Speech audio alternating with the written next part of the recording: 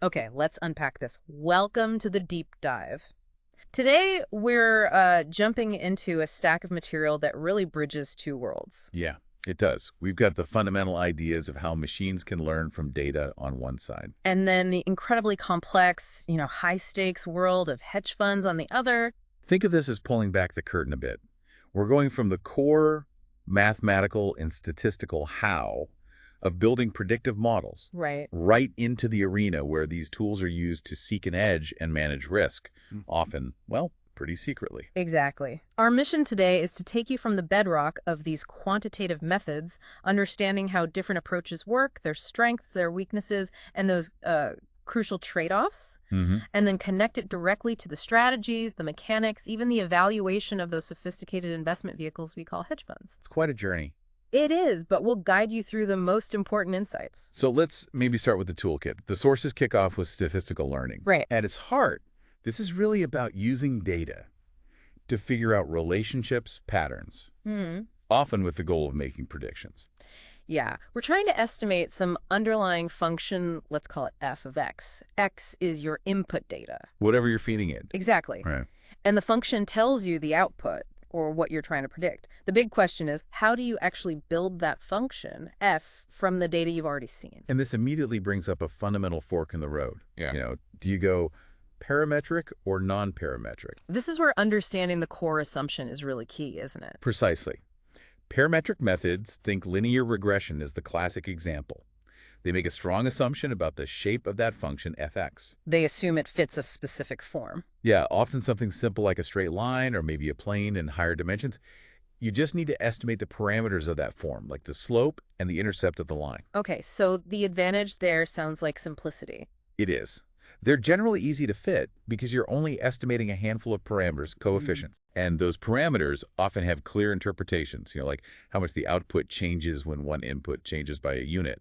Plus, statistical tests on those parameters are pretty straightforward. But what if the real relationship isn't just a straight line? What if it's like way more complicated? Well, that's the major disadvantage. If the true relationship in the data is significantly different from what you assumed, maybe it's highly curved, or has sharp jumps, a parametric model can perform really poorly. Because it's trying to force the data into a box that just doesn't fit. Exactly. It has potentially high bias. Okay, so that's parametric. What's the alternative then? The alternative is non-parametric methods.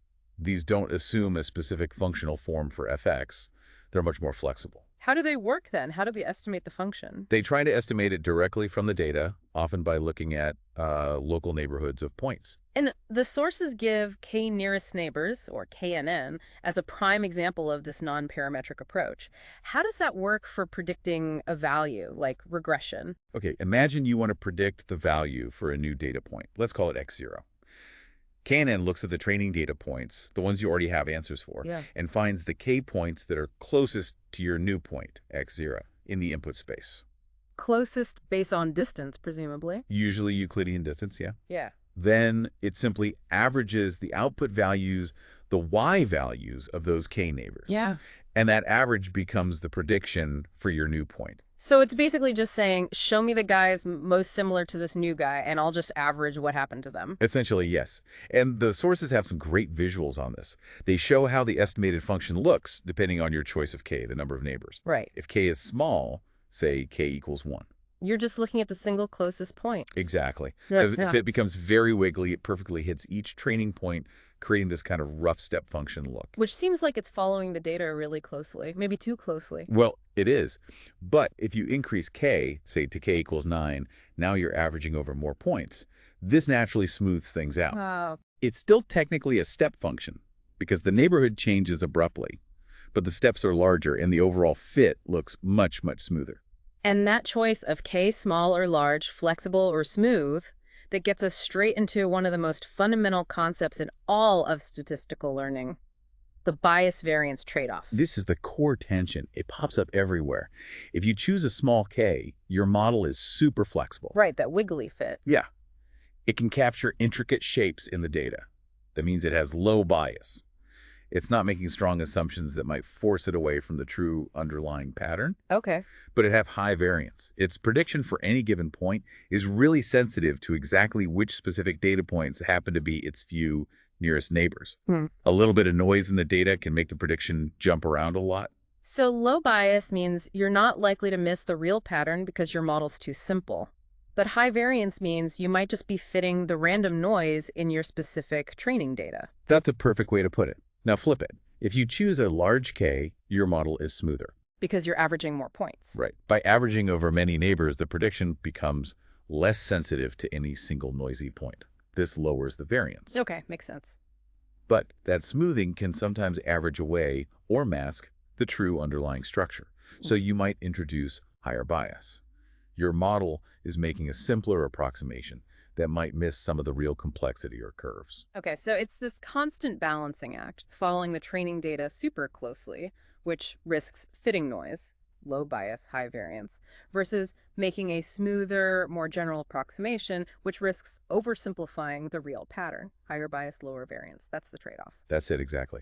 And the source material vividly shows how this plays out when you compare, say, linear regression, which is parametric, higher potential bias, but often lower variance if the linearity assumption holds. Right. And KNN, which is non-parametric, lower potential bias, but often higher variance, especially if you use a small k. So how do they compare in practice? The sources had figures on this. They did.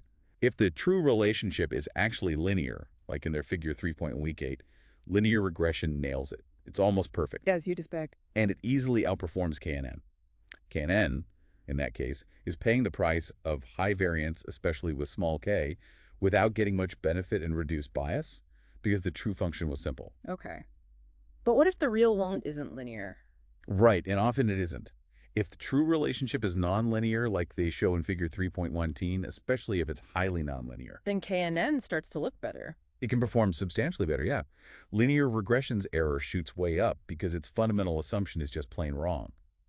KNN, with its flexibility, can adapt to the curves much better. Its error doesn't change nearly as much. Okay, so non-parametric flexibility seems great for messy, real-world, nonlinear data, but I sense there's a catch coming. Oh, there's a big catch, especially for methods like KNN that rely heavily on the idea of distance or closeness. It's called the curse of dimensionality. Ah, yes. I remember seeing that in figure 3.12. Adding more predictor variables, even ones that are totally irrelevant, Yeah. causes KNN's performance to just fall off a cliff compared to linear regression. Linear regression seems much more robust to extra useless features. It's a critical challenge. Why does this happen? Well, imagine trying to find a neighbor in a space with, say, 20 dimensions or 100 dimensions. It gets complicated fast. Incredibly so. Yeah. As you add more dimensions, the space becomes unimaginably vast and sparse. Yeah. Even if you have, say, 50 training points, they become incredibly isolated in that high dimensional space. So close doesn't really mean close anymore. Exactly. What might seem close if you calculate the overall Euclidean distance across all those dimensions could actually mean the points are quite far apart on many or even most of the individual dimensions. Yeah. The k nearest neighbors might actually be very far away in a practical sense. So averaging them doesn't give you a very meaningful local estimate. Precisely. The average becomes less reliable. It's like trying to find neighbors by comparing people on hundreds of attributes: height, weight, income, zip code, favorite color, number of pets. Finding someone genuinely similar across all those dimensions gets exponentially harder. Yeah, they might match on overall distance, but be wildly different on the few attributes that actually matter, especially if many attributes are just noise. That's the key. A rule of thumb from the source is that parametric methods, like linear regression, tend to hold up better and often outperform non-parametric ones like KNN when you have a limited amount of data relative to the number of predictors. So when you have few observations per feature. Yes, exactly. High dimensions punish methods that rely on local neighborhoods. Okay, so KNN isn't just a magic bullet, especially when you're dealing with lots of features, which is common in finance. Are there ways to, make it better, or related instance-based methods? Absolutely. There are refinements. One simple one is distance weighting. How does that work? Instead of giving all k neighbors equal, say in the average, you give more weight to the neighbors that are truly closer. Maybe weight them by the inverse of their distance, or something similar. That makes intuitive sense. The closer neighbor should probably have a stronger influence. Right. But a more significant improvement tackles that dimensionality problem more directly. Feature selection or attribute weighting, Getting rid of the noise. essentially. The standard distance calculation treats all attributes, all dimensions, equally. But if many of your predictor variables are irrelevant noise, that distance calculation is misleading. Right. So the key is to either identify and remove those irrelevant variables beforehand as feature selection, or assign weights to the different dimensions so that the more important attributes have a greater influence on the distance calculation. Ah, so you're effectively stretching or shrinking the axes in that high-dimensional space to emphasize the ones that matter. That's a great way to visualize it. It helps the distance metric focus on meaningful similarity. This leads us to another way the sources categorize these methods, which I found interesting. Lazy versus eager learning. It's about when the model does the heavy lifting. Yeah, this is a fundamental distinction in how the model actually prepares to make predictions. Lazy methods, KNN is the classic example, but also things like locally weighted regression or case-based reasoning, they basically delay the hard work. They procrastinate. You could say that. They don't try to build a general model from the training data up front. They wait until a new prediction request, a query instance, arrives. Okay. Only then do they look at the relevant training data around that specific query point and construct a local model or approximation just for that query. So they don't build one single finished universal model. Yeah. They wait to see what you're asking about, and then they build a very localized, customized response on the fly. Precisely. They have the option to tailor their approach specifically to the immediate neighborhood of the query point, which is quite different from eager methods. Like linear regression. Right. Linear regression, decision trees, standard backpropagation neural networks. These are eager. They do the generalization work during the training phase before you ever ask for a prediction. They build the model once? They build a single global model of the relationship based on all the training data. Then, whenever a new query comes in, they simply apply that pre-built model. And the key takeaway seems to be that lazy methods can customize their hypothesis locally for each query, which an eager method using the same global hypothesis space just can't do. That's the core difference in philosophy. Oh. Locally weighted regression is a good example of a lazy method that's a bit more sophisticated than basic KNN. How so? Instead of just averaging the neighbor's outputs, it actually constructs an explicit local model, often a local linear regression, right around the query point. It fits this mini-model using the nearby training examples, but it weights their influence based on their distance to the query point. So it's still instance-based, lazy, looks at the neighbors, Yeah. but it fits a little mini-model locally instead of just averaging. Exactly. On the eager side, the sources mention radial basis function networks, RBF networks. These are interesting because they sort of bridge the gap. How do they do that? Well, they build a global model, so they're eager. But that global model is actually constructed as a linear combination of many local kernel functions. Think of these kernels like little Gaussian bumps centered at specific points in the input space. Okay. Each kernel's influence is localized. It fades out as you move away from its center. The RBF network learns where to put these centers, how wide each bump should be, and then how to weight their outputs to form the final global prediction. So it's a global model, but it's built from these localized components. Feels a bit like the best of both worlds. It can be. They're often trained in two stages. First, figure out the kernels, centers, and whips, then find the linear weights to combine them. This can sometimes be more efficient to train than, say, a deeply layered neural network trained with backpropagation. Interesting. And finally, the sources mention case-based reasoning, CBR, another instance-based approach like KNN, but different how? The key difference highlighted is that CBR typically uses rich symbolic descriptions of cases, not just numerical feature vectors in a Euclidean space. Symbolic, like words or structures. Yeah. The example given was the cadet system for designing mechanical devices, like faucets. It doesn't store cases as lists of numbers. It stores them as, say, a symbolic description of a T-junction pipe structure and a description of its function, how fluid flows through it. Okay. So if you give it a new problem like, I need something that does X function. It searches its library of past cases, looking for ones with similar functional descriptions. This might involve complex matching, like comparing parts of diagrams or logical structures, not just calculating a simple distance. So it needs much more complex similarity metrics. Right. And it can often combine insights from multiple retrieved cases, not just average them. It's usually tightly integrated with other forms of knowledge representation and reasoning. Okay, so we've built up this picture of some core quantitative tools. We've got the difference between simple assumption-heavy models like linear regression and flexible data-driven ones like KNN. We've hit the crucial bias variance trade-off. Definitely. And the challenge of the curse of dimensionality, What happens when you have tons of features? And also this distinction between models that build a global picture up front, the eager ones, versus those that wait and build local solutions, the lazy ones. Right. So now, let's take these ideas, these tools, and see how they actually play out in a very specific and often pretty mysterious environment, the world of hedge funds. Yeah, how does all this quantitative thinking give someone an edge in that arena? Well, starting broadly, the sources remind us of the economic role of investing. It's about channeling capital people's savings into productive businesses and projects.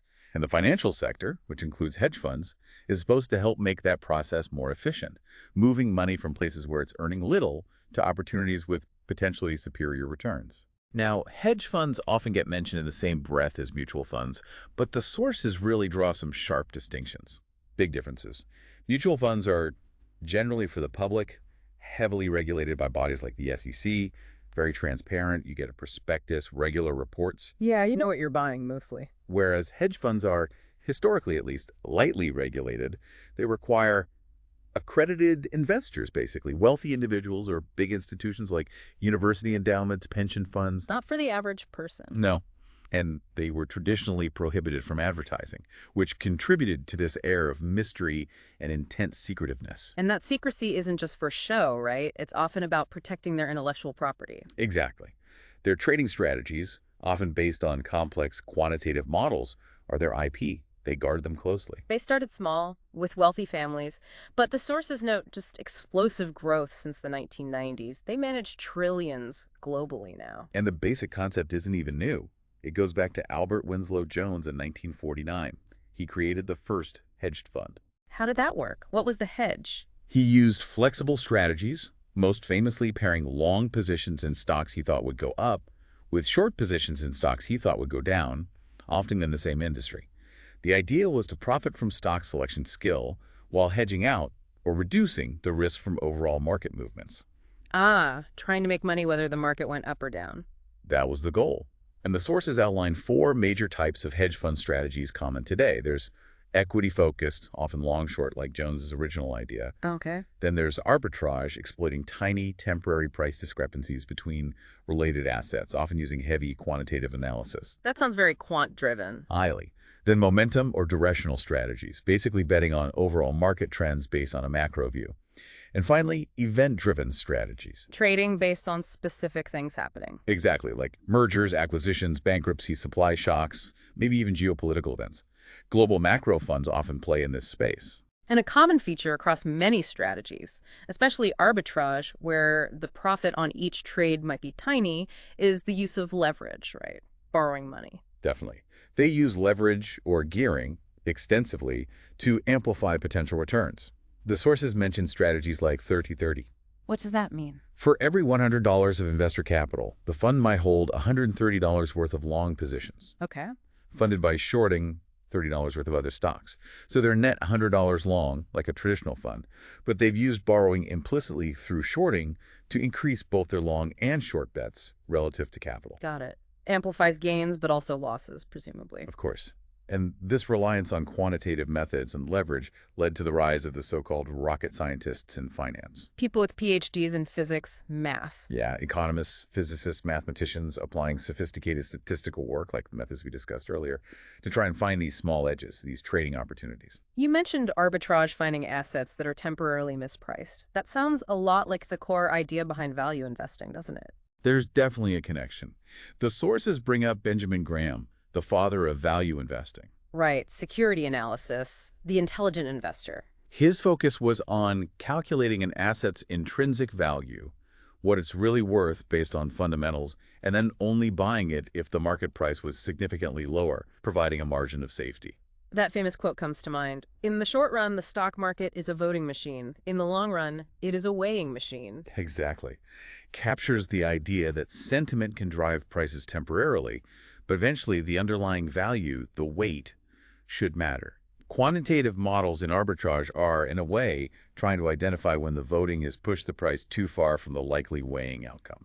And his most famous student, Warren Buffett, started with that deep value cigar butt approach, finding okay companies at dirt cheap prices. Right, one last puff left in them. But later, influenced by Charlie Munger, he shifted towards buying great businesses at fair prices, still focused on value, but a different flavor. Absolutely.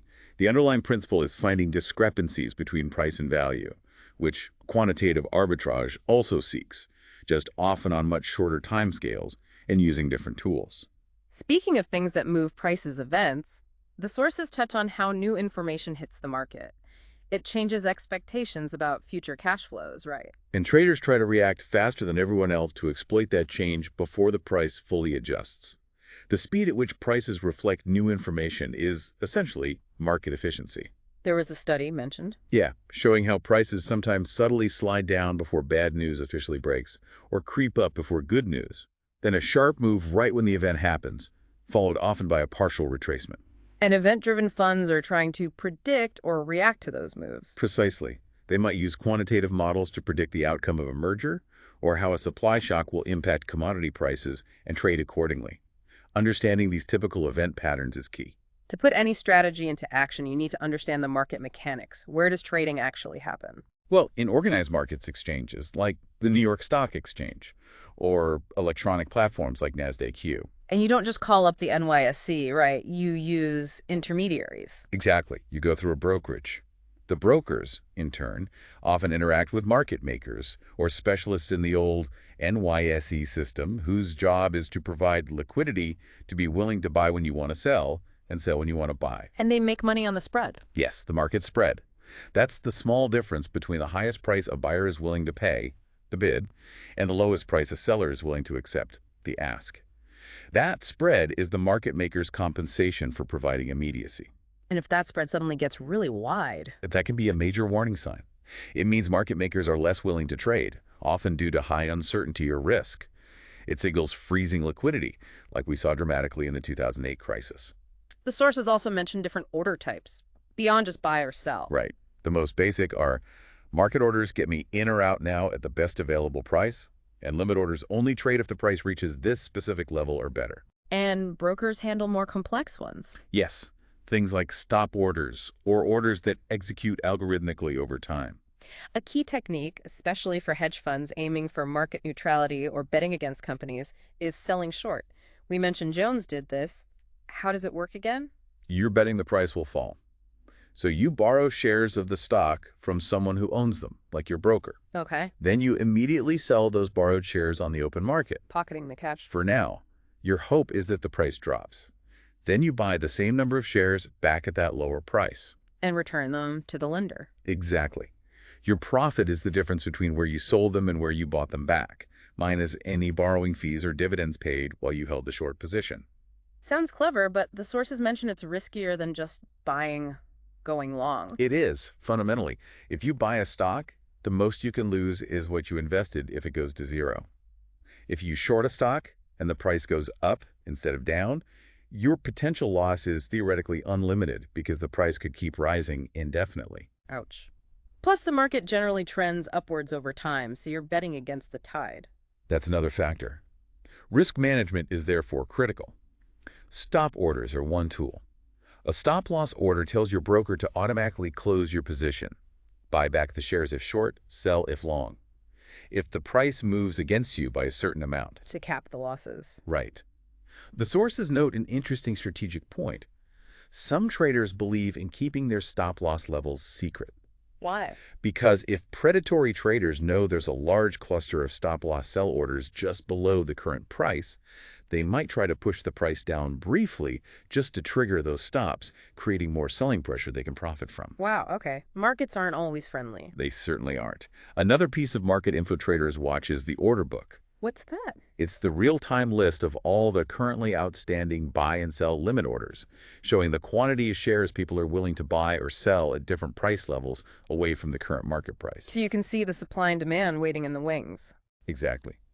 Imbalances in the order book, like way more buy orders stacked up just below the price than sell orders just above, can sometimes predict very short-term price movements. And this need to see and react to things like order book changes incredibly fast leads us to High-frequency trading, HFT. This is where quantitative analysis meets raw speed and technology, we're talking milliseconds. or even microseconds. Firms invest enormous sums in developing automated trading algorithms, getting the fastest possible data feeds, using things like fiber optic cables laid in the straightest possible lines between data centers. And even putting their computers right next to the exchange's computers. Yes, that's co-location. Paying the exchange a premium to put your servers in the same physical data center reduces network latency, the time it takes signals to travel down to the absolute minimum. Why is that tiny time advantage so critical? It allows them to see market changes fractionally sooner. Maybe an imbalance appearing in the order book, or a large order hitting the market, and place their own trade before others can react. They might be providing liquidity or arbitraging tiny discrepancies that only exist for fractions of a second. The sources mention front-running. Right. Trading based on confidential knowledge of your own client's upcoming orders is illegal and unethical front-running. But using speed to trade based on publicly available information, like the order book data feeds everyone gets, just getting it microseconds faster, is generally considered legitimate HFT. It's deeply quantitative, requiring complex models that can make decisions in near real time. Okay, let's shift gears slightly. How do these funds doing all this complex stuff actually get paid? The fees are famously different from mutual funds. Very different. Mutual funds typically charge just an expense ratio, maybe around 1% of the assets they manage each year, to cover costs and manager salaries. Pretty straightforward. Hedge funds traditionally use the famous 2 and 20 model. It's actually two parts. First, there's a management fee. This is usually 2% of the total assets under management, AUM, per year, charged regardless of performance. So it's 2% off the top, just for managing the money. Right. Plus, there's a performance fee, also called an incentive fee. This is typically 20% of the profits the fund generates above a certain baseline or hurdle rate, often the absolute return. 20% of the upside they generate? That seems like a strong incentive to perform well. It is, but it's also potentially very lucrative for the managers. Yeah. And the sources point out, these fees can be even steeper. Like the Renaissance Capital Medallion Fund example. Exactly, reportedly charging 5% management fee plus a whopping 44% performance fee. Now, competition and some periods of poor performance, like after 2008, have led some funds to lower fees, maybe to 1% management and 10% performance. 1 in 10. Yeah. But that core 2 and 20 structure, something like it, remains pretty common. And the examples in the source material really drive home how much of the return can go to the managers. One analysis suggested they absorb the vast majority. Yeah, figures like 84% to 98% of the total pre-fee profits generated over the long term ending up with the managers through fees. And crucially, that 2% management fee is usually charged even if the fund loses money in a given year. So investors pay the 2% regardless and then give up a fifth of the profits in good years. That's the standard model, which really underscores why evaluating hedge funds needs to go way beyond just looking at the headline return number. You absolutely have to consider the risk involved. That's the whole point, right? The name hedge fund implies managing or hedging risk. And risk in finance is very often measured by the volatility of returns, how much they bounce around. Figure 2.1 in the sources gave a great example of this. It showed a fund. Right. It had noticeably lower volatility measured by standard deviation. It was 0.58% per period. Compared to the Dow Jones Index, which was much bumpier at 1.23%. Exactly. And even though the fund's average annual return was slightly lower than the Dow's, 9.2% is 11.6%, the argument is that investors are willing to pay those high fees, partly for that reduction in volatility, that smoother ride. So standard deviation is the common risk measure. It's very common, yeah. Yeah. But it does have critics. Its main drawback is that it treats good volatility, big upward swings, the same as bad volatility, big downward drops. Most investors don't mind the upside swings. Yeah, that seems asymmetric. Are there other measures? Yes, especially relevant for hedge funds. The sources mention supplemental measures like drawdown, which look specifically at the largest peak-to-trough percentage drop the fund experienced. Investors hate large drawdowns. That makes sense. Losing a big chunk is hard to recover from. And also the Sortino ratio, which is a variation of another ratio we'll get to. Sortino only considers the downside volatility in its calculation, ignoring the upside swings, which some argue is a more relevant measure of risk investors actually care about. These are particularly important for funds whose main selling point is capital preservation in down markets. Okay, so we have return, and we have these various measures of risk. Is there a way to combine them? Yes, and that's where the Sharpe ratio comes in. It's probably the most widely used measure of risk-adjusted return. What's the core idea behind it?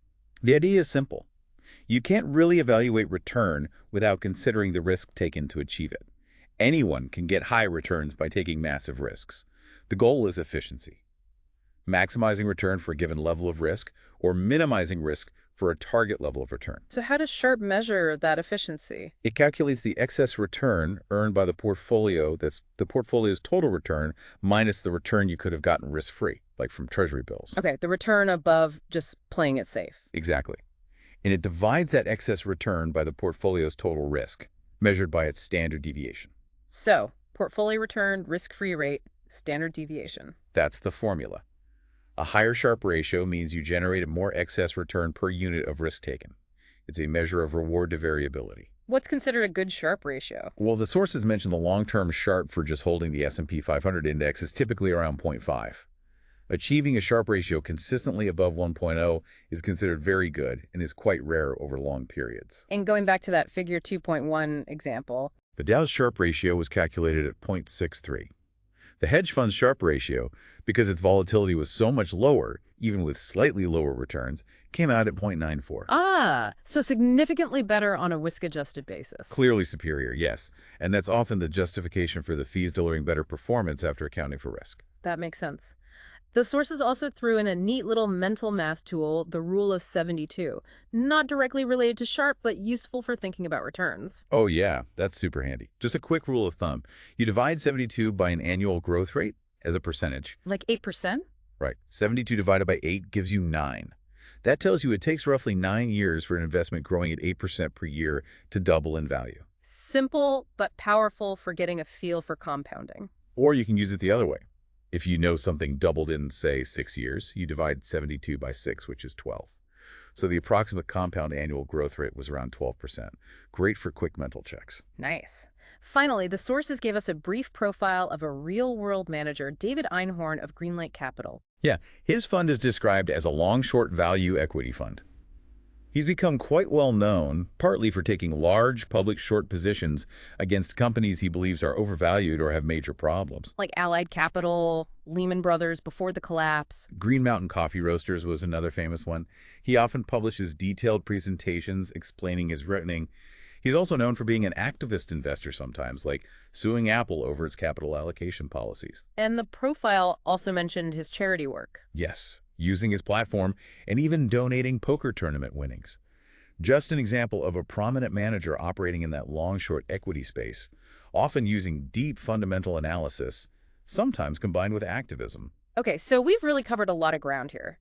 We started with those fundamental concepts in statistical learning, the big difference between parametric and non-parametric models. That bias variance trade-off again. Exactly. Wrestling with that and seeing the very real limitations like the curse of dimensionality, especially for methods like KNN. And then we took that quantitative lens and applied it directly to the world of hedge funds. We looked at their unique structure, the light regulation, the secrecy. The different types of strategies they use: equity, arbitrage, momentum, event-driven, many of which are heavily reliant on the kinds of quantitative analysis and modeling we discussed first. Right, including things like high-frequency trading, where speed derived from technology and quant models is paramount. We also covered leverage, the 2 and 20 fee structure. And crucially, how evaluation has to focus on risk-adjusted returns, using tools like standard deviation, drawdown, and especially the Sharpe ratio. We also touched briefly on those different learning approaches, lazy versus eager, and how things like RBF networks try to combine elements of both. It's really clear that the world of sophisticated finance is just deeply intertwined with these quantitative methods now. It runs from the basic math of how models learn from data all the way to the practical challenges of deploying them at incredible speed in highly complex competitive markets. Absolutely. The rocket scientists are definitely integral players. Which I think leaves us with a pretty interesting question for you, the listener, to ponder, building on everything we've discussed. If gaining that elusive alpha, those returns above market benchmarks, increasingly relies on these incredibly complex, data-driven quantitative models, proprietary algorithms, and sheer technological speed advantages, what does that really mean for the broader landscape of investing? How accessible is genuine outperformance to anyone operating outside that highly specialized, often secretive, quantitative world?